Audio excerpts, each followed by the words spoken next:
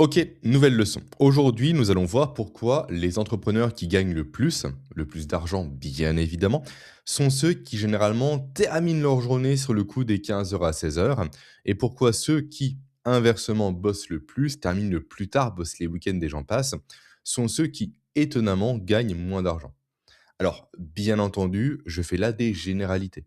Des exceptions existent, évidemment, ne me faites pas dire ce que je n'ai pas dit. Alors, comme vous le savez, j'accompagne personnellement des entrepreneurs. J'accompagne des freelances, j'accompagne des solopreneurs. Bref, j'accompagne des personnes qui veulent de la liberté si on fait simple.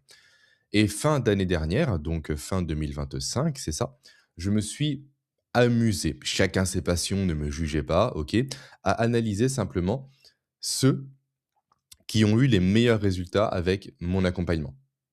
Et naturellement, ceux qui sont ressortis comme étant les meilleurs en quelque sorte, ceux qui ont eu le meilleur ROI par rapport à l'accompagnement, sont ceux qui terminaient leur journée généralement, encore une fois, sur le coup des 16 heures. En effet, parmi les 12 profils que j'ai pu identifier qui ont eu le top résultat, le top 1%, ils terminaient systématiquement leur journée relativement tôt. Et ceux qui finissaient tard, malgré mes recommandations, malgré mes conseils, étaient plus sur le top 1% vers le bas en quelque sorte. OK? Donc, sur le papier, dit comme ça, j'en ai conscience, ça a l'air simple. Ça a l'air simple de se dire: «OK, je finis à 16 heures et tout va aller mieux». Alors et là, vous allez me dire, en fait, naturellement: «Non, Jérémy, je suis désolé, mais moi, je suis différent. Mes contraintes, mes enfants, mon business, mon activité m'empêchent, mes clients surtout, en fait, m'empêchent de finir à 16 heures». En fait, là, il faut que vous compreniez quelque chose. Tout ça sont des excuses en quelque sorte. En fait, en réalité, vous prenez le problème à l'envers. Et on va le démontrer par la suite, bien évidemment, hein. Ce n'est pas en fait gagner plus d'argent qui vous permettra à terme de terminer plus tôt. Mais c'est terminer plus tôt, sur le coup des 16 heures, on verra pourquoi je parle de 16 heures juste après, dans la vidéo, qui vous permettra de gagner plus d'argent. En effet, quand vous décidez que vos journées doivent s'arrêter sur le coup des 15 heures à 16 heures, comme c'est mon cas, hein. Moi, je termine toutes mes journées sur le coup des 16 heures grand maximum, vraiment grand maximum, pour faire du sport avant de récupérer mes enfants à l'école et avant de passer du temps avec eux. En fait, quand vous faites ça, vous allez créer une contrainte. Et cette contrainte change beaucoup de choses au niveau de votre corps. Pas au niveau psychologique, au niveau physiologique. Ok. Et pour comprendre ça, je dois passer, comme d'habitude, hein, par un petit schéma. Alors, faisons ce petit schéma à l'écran. Hop, comme ceci. On est sur une courbe en U inversé. OK?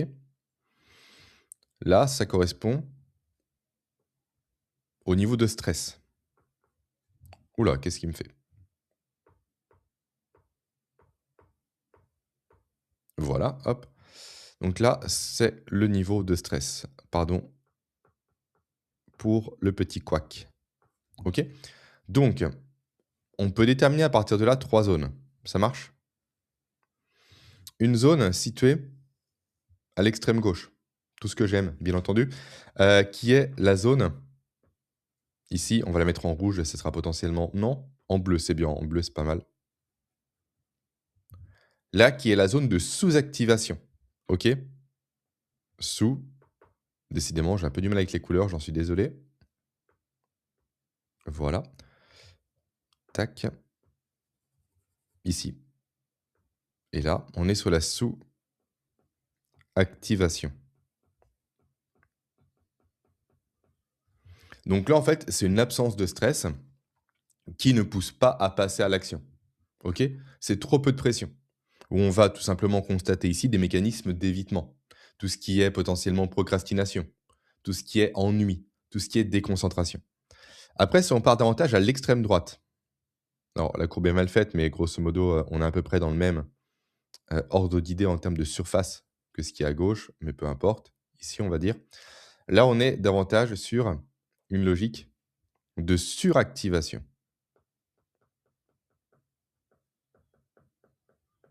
Donc là, c'est la paralysie par trop de stress. Poussé à l'extrême, ça engendre de l'anxiété, voire carrément de la burn-out. Du burn-out, pardon. Et là, prendre une zone au centre, que l'on va évidemment mettre en vert, qui est la zone que j'appelle tout simplement l'état de stress optimal. ESO pour les intimes. USO.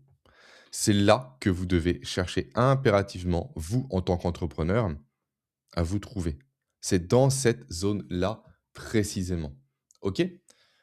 En effet, dans cette zone-là, vous avez un niveau de stress parfaitement calibré pour tout simplement passer à l'action sans pour autant avoir les conséquences négatives du stress.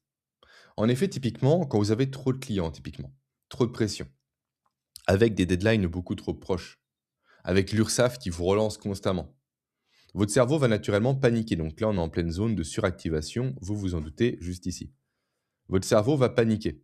Et quand il panique, qu'est-ce qu'il se passe, pardon? Il va accentuer sa production de cortisol. OK? On verra par la suite les implications que cela a en termes de physiologie, de performance, de cognition, j'en passe. Cela va conduire notamment à des mécanismes de précipitation, donc à des erreurs. Donc naturellement, vous allez prendre ici en fait des mauvaises décisions. Vous êtes plus dans la survie que dans la performance. OK?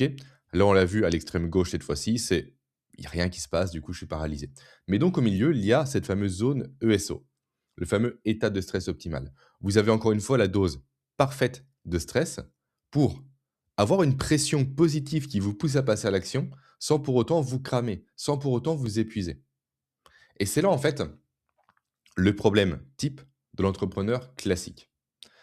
En effet, quand on est salarié, qu'est-ce qu'on commence par faire? On commence par signer un contrat.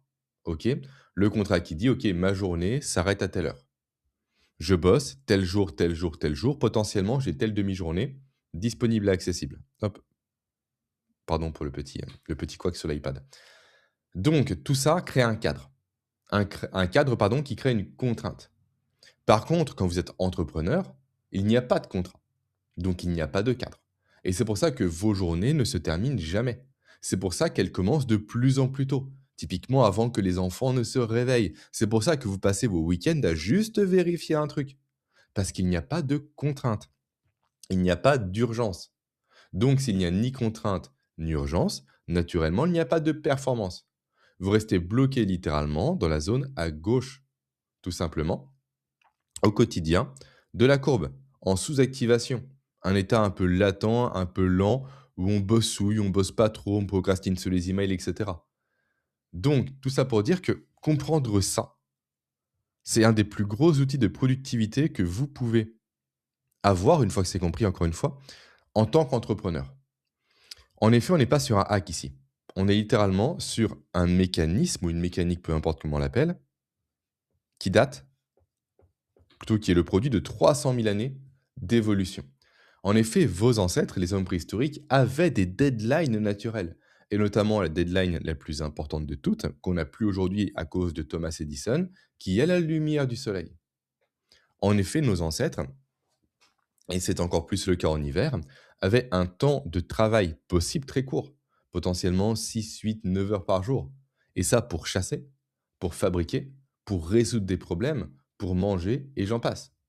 Et cette contrainte, en fait, les a rendus extrêmement efficaces. Efficients même, j'ai envie de dire. Pourquoi? Parce que le mec qui terminait, plutôt qui traînait pour finir un truc à l'époque préhistorique, eh bien, c'est le mec qui faisait ça littéralement après le coucher du soleil et qu'est-ce qu'il se passait? Il se faisait bouffer par un prédateur ou potentiellement qu'il se blessait. Et je suis désolé, hein, qui dit se blesser à l'époque préhistorique ne dit pas une prise en charge par l'hôpital. OK, donc naturellement, la mort s'ensuivait. Et donc votre cerveau est encore câblé pour fonctionner de cette façon-là. Il est conçu pour performer sous une pression modérée, OK, avec une limite de temps qui est claire. Pas sous une pression qui est chronique et pas sans limite de temps ou pas en absence de pression. Donc l'entrepreneur pardon, qui se dit littéralement je finis quand j'ai terminé, retire cette contrainte. Il se pense fort, il se pense capable, il se pense exceptionnel en disant ça, en disant non allez, je me reposerai quand je serai mort. Non mais t'es idiot en fait. Littéralement, t'es idiot de te dire ça. Pourquoi? Parce que la mort, c'est pas une deadline qui est proche. Donc naturellement, se dire: «Je me reposerai quand je serai mort», c'est littéralement dire: «OK, je crée les conditions optimales pour procrastiner.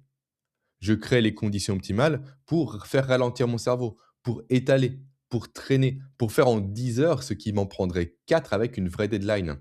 Par contre, l'entrepreneur qui se dit simplement: «À 16 heures, impérativement, je ferme mon ordinateur». Lui, il va activer la fameuse zone optimale, encore une fois, au milieu de la courbe.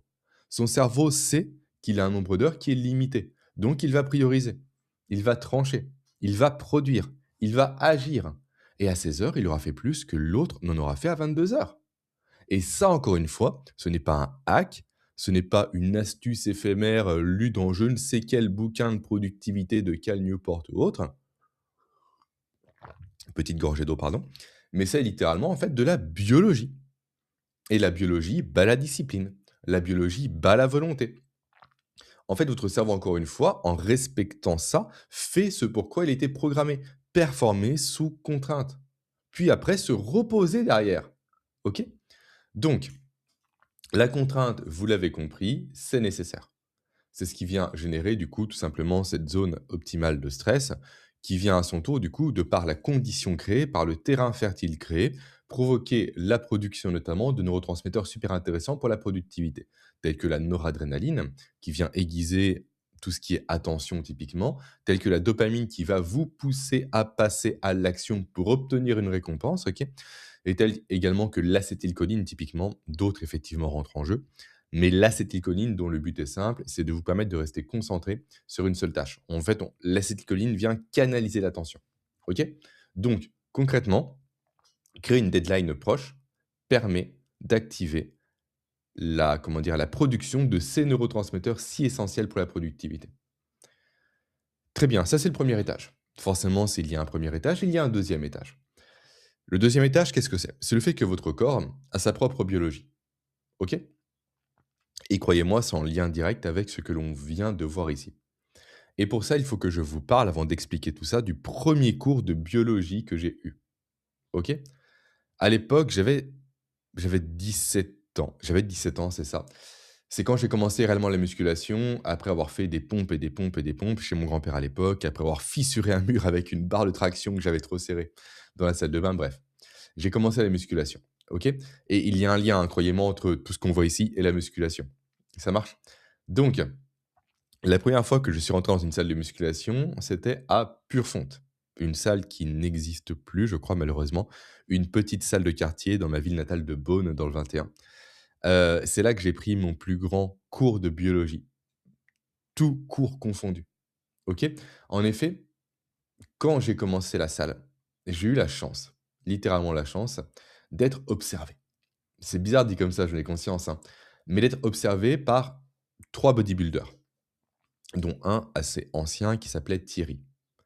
Et un jour, Thierry m'a dit, littéralement, hein: «Mon petit, tu tout faux», parce que voilà, j'avais 17 ans encore une fois, hein: «Arrête de soulever plus lourd, c'est complètement con. Dors plus, mange mieux parce que le muscle se construit, non pas dans la salle, mais dans le sommeil». J'avais putain de 17 ans. Et ces 3 mecs venaient littéralement de me donner la plus grande leçon de ma vie. Le fait que la performance ne vient pas de l'effort, la performance vient de la récupération. Et il m'a fallu 15 ans, 15 années pour appliquer ça à mon business quand je l'ai lancé. Pourquoi? Parce que je n'avais pas fait le lien entre la musculation et le business, parce que personne ne fait ce lien. Aucune personne censée sur terre ne fait ce lien en fait. Mais pour autant, j'ai compris par la suite qu'il fallait justement arrêter de segmenter les choses. Arrêter de segmenter le sport d'un côté, la biologie de l'autre, l'entrepreneuriat, j'en passe. Et c'est quand j'ai pété ces segmentations-là, c'est quand j'ai commencé à créer des liens, quand j'ai commencé à avoir une approche plus systémique de la productivité, quand j'ai arrêté de rabâcher, quand je me suis lancé des choses un peu bateau que je lisais sur internet pour partager des hacks de productivité comme tout le monde le fait aujourd'hui, que j'ai compris en fait. Que j'ai compris l'importance du lien entre le sommeil, l'alimentation, la productivité et surtout quand j'ai compris, que j'ai compris pardon, c'est là pardon que j'ai compris, comment dire? Je perds un peu le fil pardon, l'importance de ce qu'on appelle les rythmes du corps et notamment le rythme circadien pour ce qui va nous intéresser aujourd'hui. D'autres rythmes existent tels que le rythme infradien ou encore ultradien, mais ce n'est pas le sujet. Le rythme circadien, qu'est-ce que c'est? C'est l'horloge interne de votre corps. Celle qui décide quand vous êtes alerte notamment et quand vous êtes cuit en quelque sorte, OK?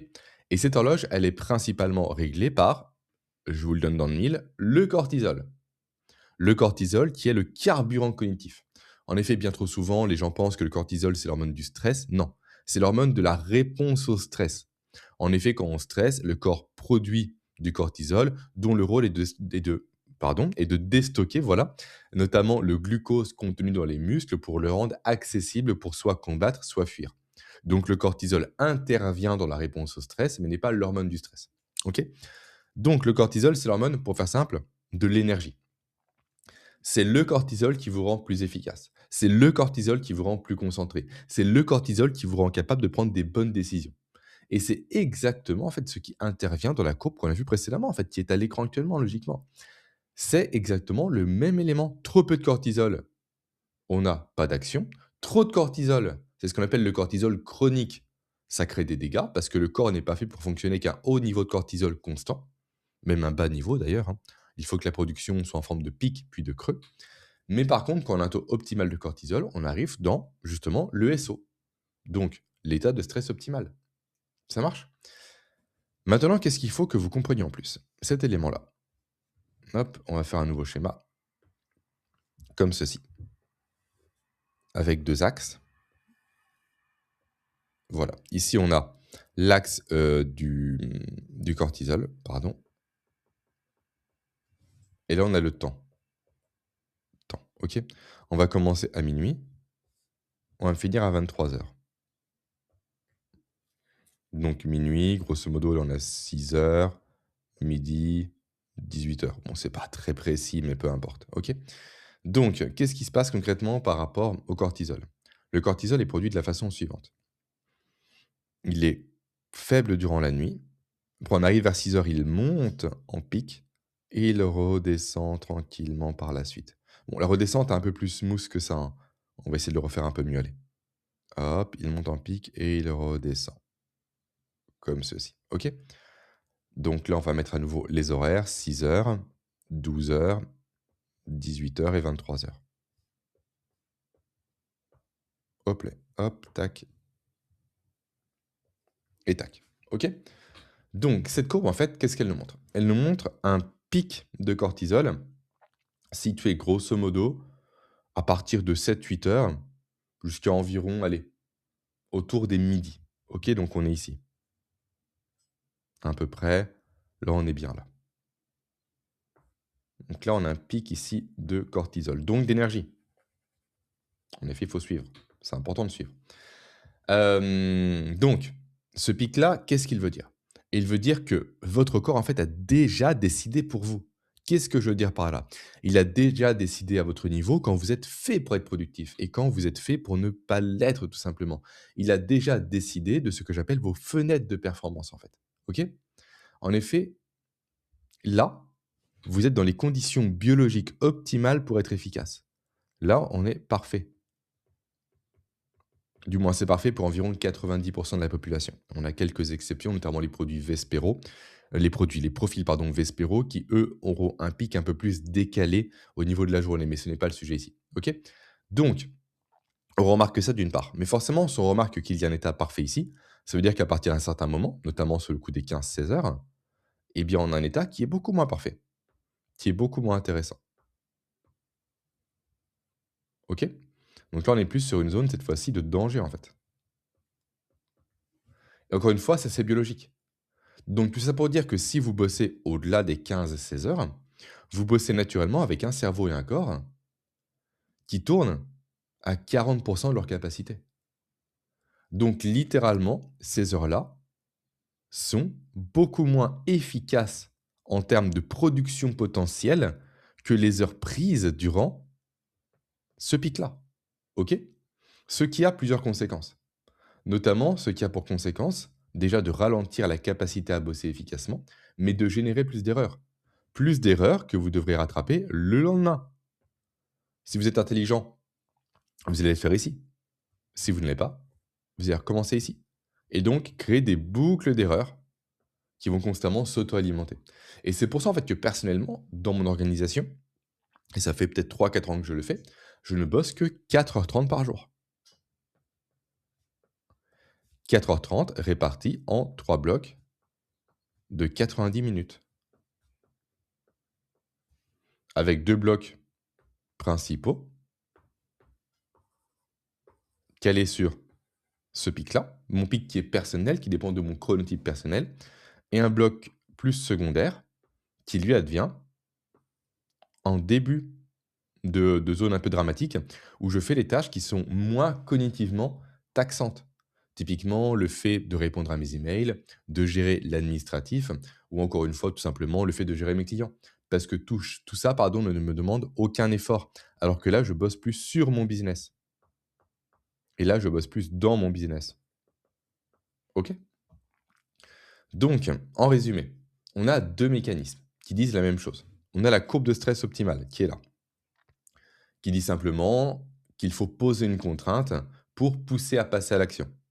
Et après, on a la courbe de cortisol qui nous dit que pour 90 des personnes, à partir de 15-16 heures, le cerveau ne performe plus réellement. Donc, les 2 pointent vers une même logique, qui est le fait de mettre en place une deadline. Une deadline, du coup, qui est expliquée par cette courbe-là et dont l'horaire est justifié par cette courbe-là. 16 heures. OK? Tout simplement. Donc, tous les gourous sur LinkedIn, sur Instagram, qui vous disent de bosser 12 heures par jour, de vous lever tous les matins à 5 heures, de vous coucher tous les soirs à 23 heures. Tous ces gens-là, en fait, sont des arnaqueurs. En fait, ce sont des personnes qui n'ont aucune putain de connaissance par rapport à la biologie humaine. Aucune putain de connaissance par rapport à la physiologie. Aucune, pardon, putain de compréhension du corps humain. Et honnêtement, en fait, pourquoi écouter ces gens-là? Ces gens-là s'auto-sabotent. Ces gens-là bousillent leur corps. Et honnêtement, entre vous et moi, c'est ça la vie que vous voulez? Une vie, grosso modo, où vous passez vos journées complètes à vous sacrifier? C'est ça dont vous rêviez quand vous vous êtes lancé à votre compte? Le fait de bosser, bosser, bosser, bosser, sacrifier le sommeil, votre alimentation, votre vie de famille, vos enfants. C'est bien qu'on a 20 ans, c'est cool, 20 ans, 25 ans. Mais qu'on a des enfants? Non mais sérieusement, c'est ça la vie intéressante? Non? Du moins, moi, c'est pas ma vision d'entrepreneuriat. Je suis pas le mec qui va sacrifier sa santé, sa vie H24 pour un business et qui va détruire ce qui est le plus important pour lui, à savoir ses enfants, son sport, sa compagne. Tout ça pourquoi en plus? Pour que l'État m'en prenne putain de la moitié. Pour financer des gens qui foutent rien. Pour être critiqué par la gauche, qui disent: «Ah, les entrepreneurs, ce sont les grands méchants». Non mais sérieusement, l'ambition, ce ne sont pas les heures de boulot. L'ambition, c'est le résultat en fait. Et le résultat se produit entre 8 heures et 16 heures, c'est biologique. Le reste, c'est du théâtre. C'est pour parler sur LinkedIn. C'est pour dire que moi, je me sacrifie. Ah, c'est le prix à payer. Ah, je vais me reposer quand je serai mort. Je suis désolé. Mais arrêtez. Arrêtez ces conneries parce que ça vous détruit littéralement. Et en plus, c'est pas efficace. C'est pas productif. Et en plus, ça crée plus de pertes financières qu'autre chose. Pourquoi je dis ça? Pour comprendre ça, il faut comprendre une mécanique que j'appelle le THR. THR, T-H-R pour taux horaire réel. Ça, c'est mon petit outil personnel que j'ai développé. Votre THR, qu'est-ce que c'est? Ce n'est pas votre tarif journalier, ce n'est pas ce que vous facturez pour une prestation. C'est ce que vous gagnez réellement, donc votre chiffre d'affaires, ok? Divisé par les heures que vous mettez réellement en place pour obtenir ce chiffre. OK? Donc, qu'est-ce qu'on voit si on reprend la courbe du cortisol?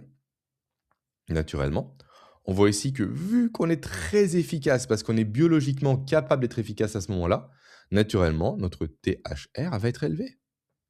Mais là, vu qu'on est littéralement incapable, non pas encore une fois psychologiquement, hein, mais physiologiquement, c'est comme un scooter bridé. On a beau pousser, il n'ira pas plus vite, parce qu'il est bridé. Là, c'est le corps qui est bridé, le cerveau aussi. Donc là, le THR, il va être pourri. Donc forcément, au cumulé, on a un THR qui est moyen. Et moi, je refuse d'être une personne qui a un THR moyen. Je refuse d'être une personne qui vient sacrifier son temps pour gagner moins au final qu'un salarié, sans les congés payés, sans les RTT, sans rien. Donc, tout ça pour dire que vous devez créer une contrainte. Vous devez à votre niveau, tout simplement, venir créer cette deadline naturelle pour vous pousser à passer à l'action, pour augmenter votre THR et pour venir simplement à votre niveau, bosser moins en gagnant plus parce que vous bossez précisément au bon moment. OK? Maintenant, en plus, cela vient générer un autre effet pervers auquel je viens de penser. Et il faut que je vous en parle. Les personnes qui, on va reprendre un peu cette courbe, on va essayer Dessiner par-dessus, je ne sais pas comment, on verra bien. Peut-être comme ça. Ah, ça devrait le faire, allez. Les personnes qui, justement, viennent travailler jusqu'à trop tard le soir. Ces personnes-là viennent créer un stress, notamment dû à une suractivation du système nerveux sympathique et aussi à une exposition directement à la lumière bleue. Et ça vient maintenir un taux artificiel de cortisol qui va durer plus longtemps dans le temps. Sauf que le cortisol, c'est une molécule qui est antagoniste à la mélatonine, qui est l'hormone du sommeil. En effet, grosso modo, je schématise, hein, les plus experts en biologie, s'il vous plaît, ne m'insultez pas dans les commentaires, c'est pas le but ici, mais pour faire simple, la mélatonine est antagoniste au cortisol et donc le cortisol, par loi inverse, est antagoniste à la mélatonine. Et donc, littéralement, la mélatonine étant vulgairement parlant, c'est plus complexe que cela, l'hormone du sommeil. Si on a trop de cortisol le soir, de par les écrans, de par le stress, de par l'activation du système nerveux sympathique, on aura moins de mélatonine. Et donc, le sommeil sera de moins bonne qualité. Ce qui fait que votre cerveau, durant le sommeil, durant les cycles du sommeil, n'aura pas le temps, n'aura pas la capacité d'avoir suffisamment de sommeil profond et suffisamment de sommeil paradoxal pour se recharger. Donc, vous allez repartir à cause de ça, à cause de ce travail beaucoup trop tard en soirée et de l'exposition aux écrans et au stress que cela induit, sur une nouvelle journée, avec un cerveau qui tourne à 70%. Donc, si on résume, d'une part, travailler trop tard, quand je dis trop tard, c'est après 16 heures, hein, vous coûte de l'argent, avec des heures théâtrales, improductives, qui créent des erreurs. Et d'autre part, cela vient détruire votre sommeil, ce qui sabote vos heures productives du matin. Et ces heures sabotées, qu'est-ce qu'elles font? Elles génèrent encore plus d'erreurs, qui demandent encore plus d'heures pour rattraper, qui dégradent encore plus votre sommeil. C'est un cercle vicieux qui se met en place. OK? Et le pire là-dedans, c'est que ça, le cerveau est incapable de le percevoir. Pourquoi? Parce que c'est progressif. En effet, en fait, vous demandez à votre cerveau, donc l'organe, on va dire, de l'analyse en quelque sorte, hein, de venir tout simplement analyser, alors qu'il est en deçà de ses capacités réelles, comme on l'a vu précédemment, votre déficit en sommeil. Donc il n'est pas capable. Il n'a pas la capacité à son niveau de s'auto-analyser vu que vous avez réduit ses capacités de décision et d'analyse. OK? Donc, ça, c'est un problème. Un problème qui vient générer ce que j'appelle moi, personnellement, un état de dette physiologique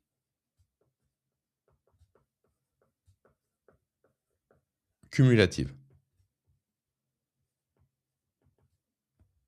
Cumulative, voilà. Qu'est-ce que c'est? En fait, pour faire simple, c'est comme une dette classique à la banque. Une dette classique, qu'est-ce que c'est? C'est vous empruntez de l'argent à un organisme bancaire, vous remboursez pas assez, les intérêts s'accumulent, la dette grossit, et au bout d'un moment, la banque vous force à rembourser par des gens merveilleux qu'on appelle des huissiers. La dette physiologique, cette fois-ci, c'est pareil, sauf que là, vous empruntez des ressources à votre corps. Chaque nuit de sommeil dégradé, c'est un emprunt. Chaque heure après 16 heures, c'est un intérêt en fait. Et votre corps fonctionne exactement comme une banque. OK? En beaucoup plus complexe, bien évidemment, n'en déplaise aux financiers qui m'écoutent. Donc la conséquence, c'est la même au final. C'est qu'au bout d'un moment, votre corps va vous faire payer. Il va vous forcer à ralentir, que vous le souhaitiez ou non. Et payer, ça veut dire quoi? Souvent, ça veut dire un burn-out. Ça veut dire que je pète les câbles. J'ai un dos qui est flingué. Et tout ça vous empêche de travailler. Donc, nouvelle couche de conséquences. OK? Donc, maintenant, qu'est-ce qu'on fait? On finito. Point barre, c'est comme ça. C'est le seul moyen de créer l'urgence dont on a parlé. C'est le seul moyen de vous forcer à bosser au bon moment, avec efficience, sur les bonnes tâches et d'éviter les heures improductives. Et surtout, on se laisse le temps de rembourser la dette avant que la dette ne nous dépasse. Parce que même si vous travaillez au bon moment, même si vous êtes efficace, vous allez créer de la dette, forcément, c'est naturel. On crame des ressources quand on travaille. On crame du glucose cérébral, on crame de la dopamine, de la noradrénaline, de l'acétylcholine, toutes les molécules qu'on a vues précédemment. Et donc, chaque décision, chaque email, chaque heure de concentration consomme ces ressources, c'est normal. Et cette dette, on la recharge non pas en bossant plus, mais en prenant du temps pour soi, en fait. En faisant du sport, en étant en mouvement, en dormant, en faisant la sieste, en mangeant correctement. Et c'est le seul outil pour résorber cette dette. Et c'est pour ça qu'avoir du temps libre est essentiel. Et c'est pour ça que finir à 16 heures s'impose encore une fois. Et c'est pour ça également que je fais 8 séances de sport par semaine. Alors certes, j'adore le sport, hein, sinon je ne ferais pas 3 séances de sport de combat, 3 de musculation, 2 de course à pied et 14 000 pas par jour. Évidemment, j'adore ça. Mais également, c'est une des raisons, une des solutions que j'ai mises en place pour venir simplement me laisser le temps de me recharger. Comme les siestes de 20 minutes que je fais tous les jours, comme mes 8 heures de sommeil par nuit, comme le temps que je passe avec mes enfants à faire des Lego avec Nathan et Raphaël. Tout ça, c'est un repos actif pour mon cerveau. Parce que j'active mon cerveau différemment, en fait. OK? Et ça, encore une fois, on en revient à l'histoire de la salle de sport avec Thierry, qui m'a expliqué, du coup, le fameux bodybuilder, que la chose le plus important, c'est littéralement le repos. OK? Et après, leçon maintenant que je vous donne, si jamais cela peut vous intéresser, la leçon qui en découle, en fait, hein. Le plus important, aujourd'hui, encore plus qu'en entrepreneur à notre époque, c'est la présence, en fait. C'est être là. Parce que certes, prendre du repos, c'est intéressant, mais si on pense au boulot, ça marche pas. Donc apprenez à être présent, apprenez à être là. C'est pour ça que j'ai pas d'écran le soir. C'est pour ça que je dors 8 heures par nuit. C'est pour ça que je me couche à 22h30 tous les soirs. Même quand j'ai envie de lire un chapitre en plus sur un bouquin, peu importe. Parce que je sais que ce chapitre en plus me coûtera des points de productivité le lendemain, en fait. Et surtout, c'est pour ça que je sacralise le sommeil. Ça, c'est le remboursement principal de la dette. Et c'est comme ça qu'au final, le lendemain, j'attaque à 100%. Pas à 60, mais à 100%. Et c'est comme ça, encore une fois, désolé de faire une litanie de tout ce que je mets en place, que je ne peux bosser que 4h30 par jour sans aucun problème. Maintenant, si vous souhaitez aller plus loin et comprendre comment restructurer votre journée autour de la biologie, la courbe de stress, la performance et j'en passe, sachez que j'ai créé une vidéo gratuite de 25 minutes dans laquelle j'explique tout ça. Vous repartirez avec un chiffre précis, avec un profil précis pour vous aider. OK? Et maintenant, pensez, si jamais la vidéo vous a intéressé, à vous abonner. Ou si vous avez un compte Google, vous êtes connecté, vous cliquez simplement sur abonner sous cette vidéo, c'est aussi bête que ça. Pour recevoir chaque dimanche mes vidéos directement sur YouTube, dans votre playlist abonnement, tout simplement. Donc tous les dimanches, une vidéo type leçon comme celle-ci, et tous les jeudis où je parle plus d'un petit coup de gueule étatique contre l'État qui vole l'argent des entrepreneurs. Merci pour votre attention, c'était Jérémy Coron et je vous dis à très vite.